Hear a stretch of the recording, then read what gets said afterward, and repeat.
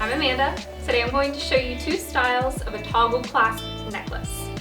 The first one is an abalone shell toggle clasp necklace.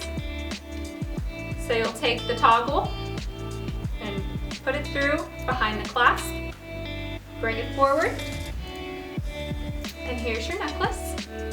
Now with the toggle clasp necklace, a couple ways you can wear it.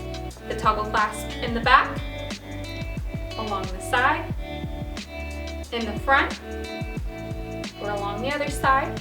You want to show on that beautiful toggle clasp. And to remove, do just the opposite and bring it back through behind, and you remove. I'm also going to show you a coral pink shell toggle clasp necklace.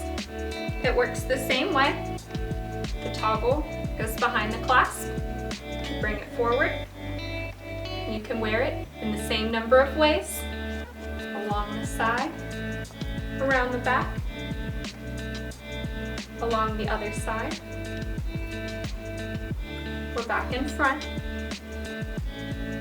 whichever you decide. Thanks for watching.